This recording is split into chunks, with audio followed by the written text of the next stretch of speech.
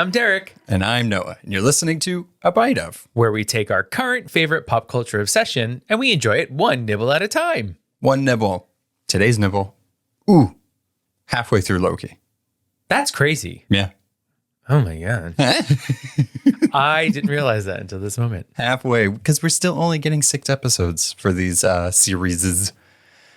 It's so funny that sometimes it's 6, sometimes it's 8, sometimes it's 10. I don't understand these streaming services and how they decide. They are experimenting. Constantly. We'll see where they go. All right. So we are talking about 3rd episode of Loki. Lots to talk about. We're halfway done. Lots of thoughts. Lots of horny things happening. Also flirting. Lots of flirting. Lots of fingertips. Lots of eye stuff. Lots of winking. You know what you can do with your fingertips? I don't want to answer that question. So we're on a mission to get 200 reviews on Apple Podcasts and Spotify, just because they both have stars. If you don't have a lot of stars or reviews, they're like, what are you doing? You're not doing this.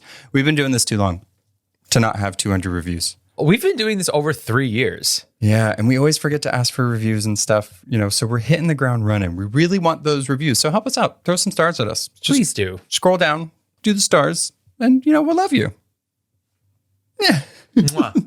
Kisses to you. Yeah. We program reminders. So we're actually going to double up next week. Oh. Fall of the House of Usher. We're doing 2 parts, episodes 1 through 4, and then 5 through 8. That's how that works. Yes. Yes. It sounds wrong, but it's right. It is right. So those are your programming reminders. We have Loki episode 4 next week and first part of the Fall of House of Usher. Do you think that we would forget the Flaniverse? We love the Flaniverse. And don't you think that I am not being scarred by the Fall of the House of Usher, because I surely am. Yeah, it's very scarring. But, this house was built in the Flana house. So we got to pay our dues with the Flaniverse. Right, is the second property we covered ever. Yeah, Bly Manor. It was the first non-book that we ever covered. Yeah. So we're doing our due diligence. Yeah. All right. So, shall we take a look back? Yes. All right. So let's take a look back at Loki season 2, episode 2, Breaking Brad. Really excited I got that out. Loki and Mobius travel to a movie premiere in London where they have tracked down Hunter X5, aka Brad Wolf. A chase ensues where Loki gets to flex his God of Mischief muscles. They take in the time-hopping Hunter to the TVA to interrogate him on Sylvie's whereabouts. They finally squeeze the information out of him after some mind games and pie, and track Sylvie to her local McDonald's franchise. Okay. Broken Brad breaks the news that Dox is about to cleanse the sacred timeline of all of its branches. Unfortunately, they arrive a little too late and Dox massacres millions of variant lives. The temporal loom is about to unweave, and Obi shares that they need He Who Remains' aura to stop all of time from imploding. I gotta say, good job. Thanks. That's a lot of sci-fi lingo and names, and you did it. As I was writing it, it just kept going. I got through all the Brad stuff. I'm like, that was the episode. Oh no, there was something else. Yeah. So thank you for that. You're welcome. All right. So spoiler. Yeah. We don't want to prune you. Go watch episode 3. It's out there. Watch it, come back, and then, yell at us for not mentioning the thing you wanted us to mention. That one detail that you thought everybody should talk about. Yeah. All right. So let us officially take a bite of Loki season 2, episode 3, 1893. 1893. What a year. Think back. Great year. Oh, I loved it. What was the name of that Netflix show that we watched? 1899. 6 years away. So close. So close to getting a season of a show that we'll never get again. Nope. Oh, they're just in space. Spoiler alert. Freaking ruined. Ruined. All right. So initial thoughts. We are halfway through season 2 of Loki. How are you feeling? We have 3 more episodes. This is midway point. Give me those thoughts. Okay. In general, season 2, I'm enjoying it. So let me preface it with that. Oh, great. It feels different than season 1. I feel like season 1 was a timeline and we just plotted points on that timeline, right? It was one arc of a story. So far, these first 3 episodes, they feel like very separate chapters. Granted, they do connect, but they feel very different. I don't know, like, are you feeling that way at all? Yes and no. I think we're going to a lot of different places, and there's a lot of people in different areas, and there's a lot more title cards at the bottom of like, this is where this is a branch timeline, this is a sacred timeline. So yes, but I like it. No, I like it as well. I feel like it's like speedy, right? It's like we're going to a lot of places, but like we still have a lot of things that need to be fixed. So we'll see if they get them fixed. Yeah. And this episode in particular, I thought was really fun. I felt like it was giving like Aladdin. I felt there was just like a lot of scampering around. Okay. You know what I mean? Like going in compartments and hiding from people. It was like riff raff, street rat. You know what I mean? I was like, where are they going to pop out from next? It was giving me like Ex Machina a little bit. Okay. Right? Okay. Like the AI is going to like, I don't know, be real creepy and like kill everyone. And also sexy.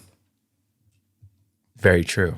Also sexy. We have a lot of in the Venn diagram of Loki and Ex Machina, it's sexy AI. That's where it Miss goes Minutes. together. Exactly. So I'm very much liking it. I think this one, you know, if we're comparing the first season to this one, episode 3 of the first season was Lamentus 1. That's probably one of my favorite episodes of this series as a whole. And I really liked this one. I thought technically it was a interestingly shot episode. Music, fun. I can't like not talk about Natalie Holt every single episode because this one, the second season, they're like, hey, can you like every episode, depending on where they're going, just like change the entire feel of the music, but keep it the same. And not only that, they're like, hey, do the Marvel fanfare, but in ragtime. Yeah. First of all, I want to say that I believe my husband has a crush on Natalie Holt. It's his fave. But can I just say also, like, to say yes, I do, because she is the person that on Britain's Got Talent pelted Simon Cowell with eggs, and she wasn't even performing. I mean, what a wild spirit. I love her. Yeah. But I agree that I thought that starting right from the moment that Marvel fanfare started, it launched us to exactly where we were going. And that's where we start, right? We start with Renslayer stepping out and being in the past. Yeah, I liked that we finally got to the answer of where Renslayer went at the end of season 1.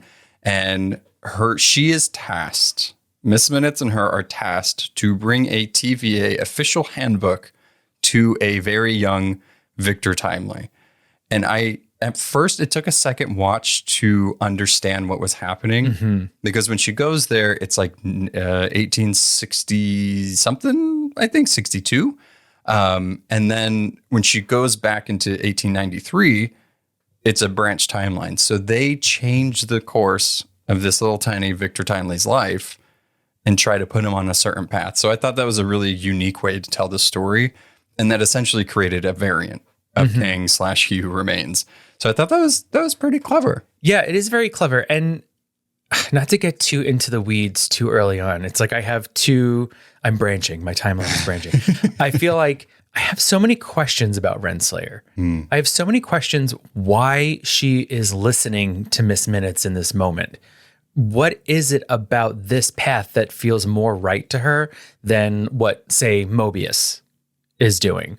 I also wonder, so it's interesting. So them dropping off the TVA guidebook or handbook created a branch. It's almost like starting Victor Timely on his journey earlier.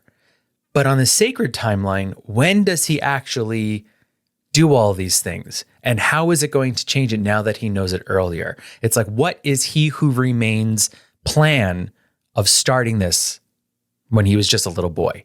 I think we'll find out. And I'm not sure if it's going to be for the benefit of what He Who Remains, because when you mess with stuff like this, you can't really plan that well to hopefully like they make every single decision that you hope to get them to where you want to be, because his whole thing, He Who Remains told Sylvie, like, I'll be back. And I don't know if that necessarily meant like his version variant going there or like a variant in general, because the whole reason why he has the sacred timeline is to stop the multiversal war. Right. and keep all those kings at bay. I'm not sure what Renslayer's motives exactly are, or they're just as simple as like, I'm order. Like, I need to do this stuff. Sylvie tells her at the end, all you want is power. You want to see it at the end of time. Here you go. But I think it might go deeper than that, right? I mean, I guess we're already talking about her, so let's talk about her now. Is there something to where, so Miss Minutes knows a secret about her, right? And that's the end of this episode, and it's going to make her angry. Do you think it might be plausible that she was with He Who Remains at some point and her memory got wiped from that? Or maybe she's a variant of Kang, or, it's like a Loki Sylvie situation going on. But I think it's more plausible to say that like maybe they were actually together. So getting that comic accuracy going, because we have that recording from the first episode that Loki heard where Kang is saying, this partnership to Renslayer. So, but he doesn't like partnerships. Right. So. And we know that he doesn't do partners. So it does seem like the secret that Miss Minutes knows is that he double crossed Renslayer and that he played her all along and just erase her memory. Give her some sort of power that she thinks, but in reality, it wasn't supposed to be He Who Remains. It was supposed to be We Who Remains. But I love that. And then he changed it. Exactly. He just said, he was on a dry erase board. There's still an E. I love that, that theory, just that kind of theory that maybe she's a variant of He Who Remains. You never know. I think that's really cool. I would really like that, actually. There's a Sylvie Loki. There can't be a Ravonna He Who Remains. And maybe he knew that the Renslayer He Who Remains would have actually risen to power. So to stop it, he pruned her. Could be. That would be cool. Yeah. Marvel, get in there. Do a little edit. Yeah. Make that it. So we'll circle back to her once we get to the parts towards the end. This episode, I loved the way it looked, right? It was just fun, like the bowler hats and that like ragtime feel. And it felt sepia, like everything was sepia tone. Ooh, ooh. Yeah. But Mobius and Loki kind of take a backseat a little bit in this episode, and I didn't mind it. They were still there. They had amazing scenes, but I liked that we hadn't seen Kang or Miss Minutes or Ravonna this whole time so far. So we had to sit with them. Yeah. Just a little bit. So I just want to put this out there. My wish is that Mobius and Loki fall in love. Okay. I know it. Look, it's just where I want it to go. We've had this conversation off the podcast a few times, and I'm not for it, and Derek is. Let me tell you about this. Okay. This first date, okay? Cracker Jacks, take in a show, listen to some nice music, ride a bike together. Tandem bike. Tandem. At some point, they go on a boat. Isn't this romantic? I don't think they took a boat. They probably just took a time door. Oh, yeah, maybe. But anyway, I just think in my little theory that they smooch at some point. This was their first date. They had Cracker Jack together. Caramel corn. I just think that they love each other, but in like a platonic way, which I'd be fine with either way. Or more. Or no. Miss Minutes is getting to you. Ooh, girl. Let's not get into her because I'm feeling her. I am loving every minute of her. Some would say you ticked your boxes. Ooh. I am not ticked off that we're getting so much Miss Minutes. I definitely missed Miss Minutes. All right. So I really enjoyed the scene of their first date, as you put it, of them being at the World's Fair in Chicago in 1893. There's too many dates going around now. But the scene with them eating that Cracker Jack popcorn and Loki just being like, it tastes like ash. Like he just doesn't like sweets, except for key lime pie. He was ruining their moment. And I too love, though, Mobius is kind of like, look, we're just different people. Yeah. Okay. I like to take things slow and really take it in. And you're just a go-getter. And I like that about you. But in this moment, have a bite of the caramel corn. I love that they could have done things a little faster and tracked a little more. But Mobius was like, I heard about this place and I want to see this place. So we're just going to ask around and go places. I liked him doing the scenic route. And isn't it kind of interesting, right? In the last episode, he had that whole kind of interrogation confrontation with Brad, where Brad is like, don't you want to know what it was like? Don't you want to have experienced life? And in this moment, we see him taking it slower, actually taking it in and experiencing it. So I almost wonder, did that rub off on him and make him be like, I'm out of the TVA right now. Maybe I need to see what is out there. Yeah, maybe. And with his best pal, Loki. And love interest. Oh my God. Watch, it's going to happen. And I'm just going to be like, yeah, you were right. Fine. I'm not asking for much, just a little smooch. Maybe. Give me the bisexual side. That's what I'm saying. We made it canonically bisexual. Give me the action. Not for much, just I'll miss you. Let's smooch. So there was an Easter egg in here that in this particular scene, when they're at the fair walking and they see these wooden statues of Odin, Thor, and Balder the Brave. And I loved that they include Balder, not Loki, but Balder, because it almost felt like a dig at Marvel Studios. So did you know? I was very excited about this, and you'll know why. During Multiverse of Madness, instead of Reed Richards, so John Krasinski's Reed Richards, it was actually supposed to be Balder the Brave. And who was going to play him? Daniel Craig. Oh. So I would have had James Bond in the MCU. Benoit himself? Mm-hmm. Costume designer has been interviewed. They're like, yeah, we had costumes. He was ready to go. Daniel Craig was going to do it. And then there were scheduling conflicts and everything that happened. So he didn't get it. He was also cut from another scene. And it's just like this whole long list of like Boulder just never made it into anything, but he was right there. So I liked that, like, Loki was like, nobody knows who he is. It's like, yeah, nobody does because they wouldn't allow him. He was never in it. Yeah. I thought it was a nod to the popularity of Baldur's Gate 3. No. They knew. Listen, they're time jumping. They know. It's Marvel. We'll take that too. Yeah. Baldur's Gate 3. I didn't know that, though. That's kind of a bummer that Daniel Craig wasn't in the MCU. But it's like we got like John Krasinski's Reed Richards. I love the Fantastic Four. The people that are watching this, like next to me this way, I literally have the Fantastic Four comics on the wall. I'll show our Patreon members. I'll show you. So I loved it, right? But, I love Daniel Craig because I love James Bond. So. I have a question. Okay. Who is Balder the Great in Marvel? The Brave. Marvel, sorry. Who is... Edit. Who is... I know, it's alliteration. Who is Balder the Brave in Marvel? Is he just another god? He's a brother. He's a brother. Got it. So they were like, no, don't add more of them. It's just going to confuse the normies, I guess. So... They said... But they brought Hela. I don't know. And give him a child. Yeah. But not another brother. I don't know. Okay. Sorry. So Victor Timely. Jonathan, we finally get that scene from Ant-Man and the Wasp: Quantumania. We did a review on that. It's going to be down below in the show notes if you want to, listen to that. But so we finally got that scene from the end credit scene of Victor Timely, and we saw Mobius and Loki in that scene. And we get the extended version of it. Oh my God, I completely forgot about that. Yeah, it was here. So Victor Timely is a con man. That's what he is. He's an inventor and he's very smart, but he's still a con man. He still doesn't have like the resources, like the I think he says in this that like his ideas and everything are further advanced than what he can actually obtain. Right. So I think that's interesting for him to just be like, I'm going to make these things, but just charge an assload of money for them. From like mechanical pants that make you, I guess, go taller to creating a temporal loom or temporal marvel to power the entire planet. But it doesn't actually work. Although it does shoot electricity everywhere. And I really thought that someone was going to get burnt in the eye, but they all survived.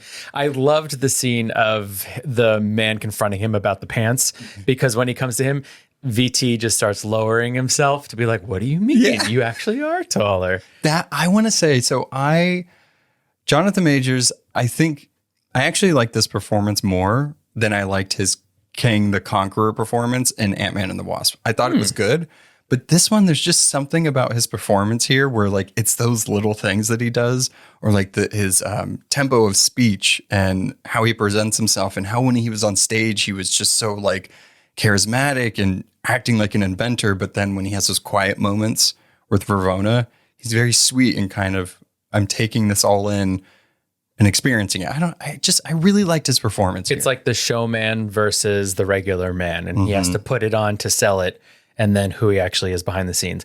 I go either way with sort of the tempo of his speech. Sometimes it feels like too much to me. But I do think in the quieter moments, like you mentioned, it works a little more. It gives a little more like gravity to what he's saying, or like you kind of sit and listen to what he's saying. I can see what Majors is doing with the character. He's really creating the character. This is Victor Timely. This is how this con man speaks when he's presenting. I get it. Sometimes I felt like the delivery felt forced, but I liked taking that chance. I just think that you don't like people from the 1800s. Yeah, because they're homophobic. Who wants to fight me? 1800s. Very true. Right? Very true. Yeah. I mean, fair. People are homophobic today too, so. Yeah, so I enjoyed his performance. I enjoy what he's doing with the character because who knows how many variants or versions of Kang. Yeah. I think we've seen there was three that had speaking roles in the Council of Kang. We had Kang the Conqueror, we had He Who Remains, we had Victor Timely. So far we've gotten like 6 at least. And they all do feel very different. They all feel different, not just look, but they all feel different. So I see why, he's doing what he's doing. He's playing around. He's having fun. Yeah. So my favorite scene in this entire thing, not necessarily Loki and Mobius getting on the tandem bike, because I thought that was just very cute, was the Ferris wheel scene. So Sylvie, I guess, was tracking them the whole time because she just appears out of nowhere. So you have Mobius and Loki trying to get Victor Timely to the TVA. Also, Miss Minutes and Ravonna trying to get him to the TVA. Every time I say Miss Minutes, he looks at the camera. And then you have Sylvie that just wants to kill him. So it's like Ravonna and Miss Minutes want him for another reason. Loki just wants to save the universe and the multiverse. And then Sylvie just wants to destroy it all. It's a problem. But it makes for some great conflict. The technicality that they had to do to shoot that fight inside of that Ferris wheel car while it's moving. Now, granted, I don't think they built that giant Ferris wheel, but they still built that car, right? To like move in a certain way. And then they had like line work going in there where when Sylvie lifts him up and he still had to go. It's just Cameron going in and out of that car. It's so cool. Loved it. Yeah, I'm really loving seeing more Loki Sylvie magic. Ooh, yeah. Right? Even just glowy hands. The glowy hands, it makes, and like I said before, I mean, I was kind of joking, but everything is definitely lit differently in this episode. Feels a little darker, feels a little older. So when they are glowing green, it really stands out. And so that fight in the Ferris wheel where they're going at it, I mean, it is so interesting, right? That the two of them are so passionate and they each have something that they want to accomplish, yet they're willing to talk to each other. Yeah, they still love each other. They're going to work through it. Yeah. And they respect each other. And I just think that dynamic is really interesting. And meanwhile, they're just throwing Victor Timely around the entire time. The poor guy, like when Loki made the floatingness stop, I don't know if it's telekinesis or whatever. When he fell, he was just like, He just fell to his knees. I was like, this poor guy. Yeah. But right after the scene where, they are taking him away, we get the giant ghost clock of Miss Minutes. Stay Puft Marshmallow Miss Minutes. I want to say I love the added touch of them making her old-timey, like black and white. Yes. And I really it felt very Steamboat Willie, right? Mm-hmm. And it almost looked hand-drawn more than like just the animated style it was, because the circle wasn't perfect. It looked like somebody like did this, and it's not quite perfect. It's just like really small details that they pay attention in the show. And I don't think a lot of MCUs like have that meticulous attention. Even the way, so first of all, I want to point out her shoes just because they're cute. They look like little elf shoes when she's the 1930s version. But even the way her eyes move, it almost feels like a cat clock. Right. Because it's very staggered. It's not as fluid as our orange Miss Minutes. So you can only tell where she's looking by the glare part that's on the eye. Yeah. I just thought it was so well done.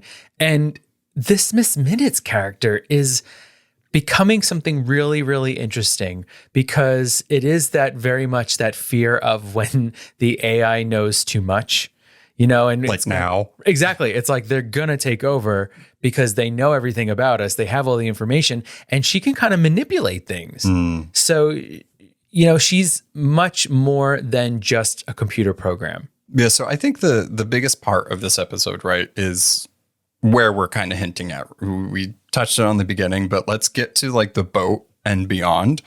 So And beyond. or I guess his like house and that boat. But the second that Ravonna and Victor Timely and Miss Minutes were in his initial place where we meet, and she sits in that chair, and the way he like moves the chair with her in it and is telling her about it, and she's so like present in the moment. That's what makes me think that even though her memory was erased, just like Mobius, just like some of the other people, there's still that underlying like pull towards that thing that was lost. Mm-hmm. And you can tell she just feels so comfortable. Like she's willing to let herself just be in that moment with him. It was really sweet, but also a little heartbreaking to see, because if he did erase his memory, that's her memory. That's fucked up. Also, I don't think it's going to end well, regardless if they try to pursue this partnership. Mm-hmm. It very much is sort of a question of free will versus fate, right? So no matter what, will they always be fated to be together? And no matter what, will he always double cross her? Because even in this episode, he trusts Miss Minutes and throws her overboard. Ravonna. Ravonna, right. So it feels like here we are again, where, you know, of this theory that we're talking about, he's always going to choose to be by himself. He's always going to lead her on to a point, and then he'll get rid of her. And I wonder if that's just because of Miss Minutes, right? So like she's more like encouraging that behavior so she can try to get him to himself. And, you know, as we see, he's like, whoa, no, I still don't want to be with you either. But it is interesting. Maybe it's just something that's always in him in all the variants, where it's like, I have to do it. I have to be the best one. I'm going to go back in my timeline and help the past me so that we all can be the best versions of ourselves in all the timelines. But I'm the best version of it. Isn't it so interesting that he who remains, who is so against variants in this plan, is putting all of his hope in a variant of himself to do whatever it is that he's trying to complete? That's the thing, right? That's the thing that makes Kang, is that there's always going to be another one of him. Mm-hmm. How are you supposed to get rid of them all? You can't. I'm interested to see where Victor Timely goes and exactly what that means. But you did mention like the fate versus nature and stuff, and it begs the question of like nature versus nurture, the burden of glorious purpose. What is free will? And I loved that. You know, in the ending scene, we'll just get to Sylvie because we're talking about this point, but I loved that when she was presented finally with the thing of he's saying, you don't know me, you don't know the heart that's in me. I didn't do anything wrong. It's exactly what she was saying in the first season. She got plucked from that timeline because they were like, she's a Loki. We have to take her out, even though she did nothing. She was a child. So it's like, I'm glad her character developed in that way. That she's still able to be like, okay, you know what? I'm going to let this one go. Mm-hmm. Don't fuck it up. But I'm not going to kill him this time. Yeah, and I think that was really hard for her because her whole mission has always been to destroy him. And so as she told Loki in the last episode, if a variant of him ever pops up, I'm going to kill him. So she's faced with a dilemma here. And now the ultimate thought of, I've let him go, but was that the right thing to do? Right. I guess we'll find out if it was. Well, seeing that we have a whole Kang arc coming up, I'm thinking it was the wrong thing to do. Yeah, unless it's not him. And then it's another one. So that's my... this is like a branch timeline here. But so like OB in this episode in the beginning had talked about how, of course we had to mention him in this episode, how keeping it out. Had talked about how the timelines are growing again. There's more branches. So the whole threat of the loom not being able to handle that load anymore, that's why they have to go get Victor to get the temporal aura, right? So the whole reason for there being one timeline is so that way there's not Kangs in a multiversal war. So if it's going to continue to grow, it makes sense in like why we're heading to Kang Dynasty. Because there's a lot of timelines and branches, there's a lot of Kangs. So if something happens to Victor Timely in this part, I'm kind of scared for the next one that's going to come. Yeah, and I think so. Right at the end of this episode, they go through the time door and they're going to the TVA. But what happens once they get Timely in the TVA? He went in first. Right. And it also, though, makes me think about kind of those suspicions you had about OB. You know, I want OB to be good through and through, but there is something to be said about him being the only one that knows what will stop the loom from falling apart. And he's pushing so fiercely to have, He Who Remains be there. So it just feels kind of sketchy that we're getting a variant of He Who Remains back at the TVA. One of the last things I'll say on OB, that way we're not like making an OB episode, but the more I watch this season, right? OB wasn't mentioned in the first season, and that could just be because the writers and like that wasn't developed yet. Fine, but there was no mention of it. Okay, so let's think about that. We also know that variants can look and be anybody. So is it plausible that OB is just a variant of Kang as well? So there's already a variant there, and whatever reason he might want another variant to be there, I don't know. I feel like that's a far-fetched theory, but Ouroboros, time going, eating yourself, kind of what Kang does. He goes back to make himself better to then go forward. I don't know. There's a lot of symbolism here. I'm curious, but I hope he's good. I hope he's good as well. Or he just stays in the MCU. Either way. Right. Bad stays, good stays. Always there. Like eternity, like infinity. I will say that I wish, I hope that B-15 gets to leave the TVA. I hope she has a bigger part in these next coming episodes too. Because I feel like she's kind of just like someone they talk to every once in a while. Like, why couldn't she have gone with them? She needs to keep order. There's only Casey and OB. What are they doing? Little baby Casey. Yeah. He knows how to talk to people. It's fine. But I do think that I'm hoping that she gets to leave and we get to see more of her because I really like her as a character. I agree. And I think that she deserves a little more than sort of 2 lines every episode. Almost like the man in the chair, because they're always like, have Hunter B-15 track, do this. Yeah. Mm-hmm. I hope, because the one time she was in the last episode when she took out Brad, or at least hit him, and she looked flawless doing it. I want more. Yeah, I agree. So this final scene, Miss Minutes time? Yeah, I think we're 30 minutes in? Yeah. I think it's time for Miss Minutes, right? It's got to be. Miss Minutes, this whole episode, I loved the progression of her side eye, of her calling Ravonna out multiple times. It got progressively more aggressive the closer they got to where like Miss Minutes wanted him to be. I love her as a character. I don't trust her for a damn second. She could be the villain of this entire season. I don't trust her at all, but I love her. I love every minute of her. Well, first of all. Second time you did that joke. It's not a joke. It's a true feeling. Okay. I thought it was really rude of Renslayer to take credit for dropping off the handbook. Well, she did drop it off. If it wasn't for Miss Minutes, she wouldn't have known anything. Why couldn't Miss Minutes she can touch tangible things. Why did Miss Minutes just take the little handbook and put it there? Too heavy. Yeah, okay. Too heavy. It's just a baby. Then get bigger.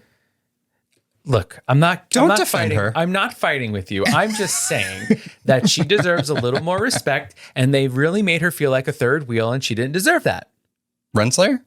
No, they made Miss Minutes feel like a third wheel. No, see, okay. So they were touching fingers on the boat, and they were just like, Yeah. Well, she's terrifying, right? Because she is like this sentient AI, can make her own programming. She's like Ultron. She's like Vision. She's this entity that's come to life from being made.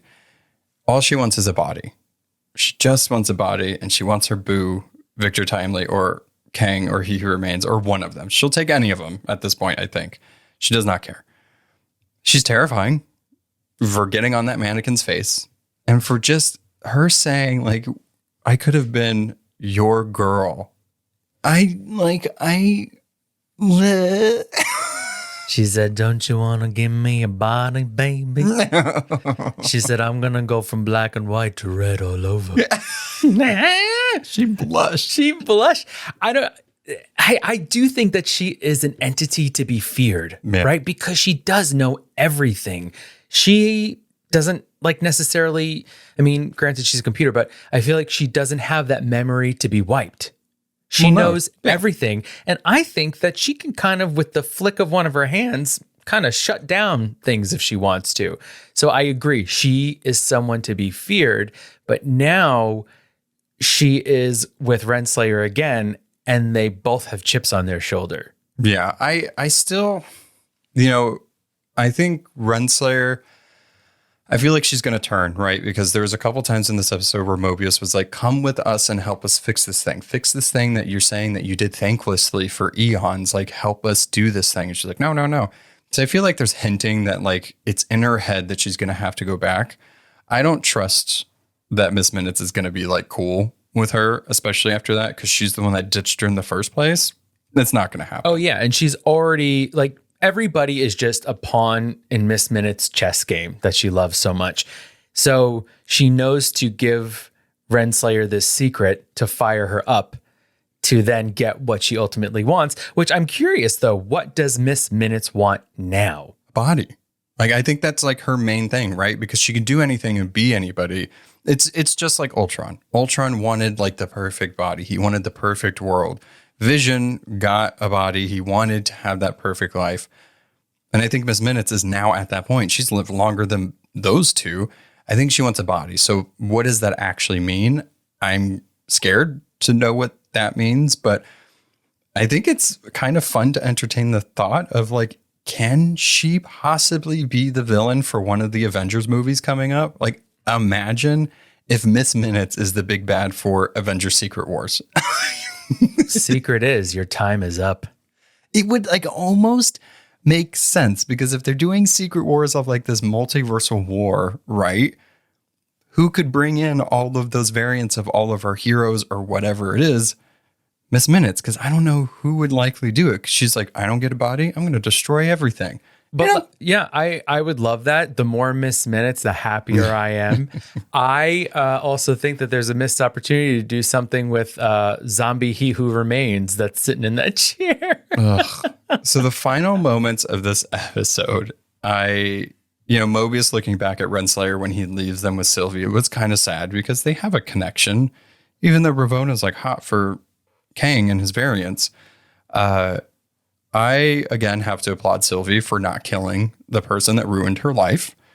But I love where she put her. Mm-hmm. She said, oh, you want power and you want a seat at the end of time? Okay, here you go. Also, go stare at the man that I killed before, just decaying. Decomposing. While the Citadel is just falling apart around them. Unfortunately, Miss Minutes is with them. And she has a temp pad, so I don't think she's going to be there long. Mm-hmm. But I think for her character, it's good for her to see that. It's good for her to see like, this is what could happen. Right. And also this is what you've been protecting for so long. And what does that mean? So yeah, I'm Renslayer really had a journey in this episode, and I'm really interested to see where she goes. Yeah. So I think the biggest questions we have now going into the second half of the season is, what are Renslayer and Miss Minutes going to do? I don't even think really together, but separately. Like, what is the end game here? What is going to happen when Victor Timely goes to the TVA? Also, just thinking about the visual of like Victor Timely, who looks like somebody from the 1800s, going into this like 70s future sci-fi looking place. The visual just kind of seems cool. Like, I'm very excited just to see that. But so is he going to be able to fix it? Is his device going to be able to help Obi with what he needs? Big questions here. Mm-hmm. Also, where's Docs? Where's Brad? Okay, I want to make a correction, because Derek told me at the end of the second time we recorded Loki that Judge Docs is not a judge. She's a general. So the two episodes that I said Judge Docs, just pretend I didn't, because I'm not going to edit it out. She's it's already out in the world. She could be a judge. It's fine. Maybe both. Yeah. Why not? But so that's, again, it's kind of this thought of how are these 3 episodes, going to come together to continue the rest of the season. We got these new characters. Where are they going to take us? So I'm really kind of curious to see what all that beginning stuff is leading to. Yeah, I correct, because we have 3 episodes, right? And so what is exactly going to happen? We still need to figure out who pruned Loki at the end of episode 1. And it does seem like we still need the jet ski scenes that we've seen in the trailer. And he's time slipping during that. So I'm curious if he starts time slipping again. I don't know. See. Another question. When Sylvie gets to the lab and she kind of explodes everyone, when Loki's getting up, do you consider that a Loki hair flip? Comment below. Because I said Loki hair flip and Noah was like, sort of. And I was like, sort of. Yeah, because he didn't do his whole like neck breaking thing. Yeah. It was just kind of like he did it. And then Tom Hiddleston himself was like, oh, this is a hair flip moment. And then halfway hesitated. Yeah. And did it. So, I mean, we didn't get one last episode. So sad. So if we have to say it's one just to have one in this episode, then maybe I'll let it slide. He was achy because he just got blown up. So he couldn't do a full hair flip. Okay. So on Spotify, we have Q&As and polls that you can do. The question for this episode is going to be, do you consider that a Loki hair flip? And tell me. So, convince us. Convince the masses. Do you think it was? Do you think it wasn't? It has to be. We'll see. We're living for the Loki hair flips. Yeah, but we didn't get one last week. So, but hopefully. So they're phasing them out. So they have 3 episodes to correct that no hair flip. I want at least 5 per episode coming up. I'm done with that. 15 hair flips before the end of the season. He's just walking around like that. All right. So next week, episode 4. Oh boy, here we go. Goodbye. Bye.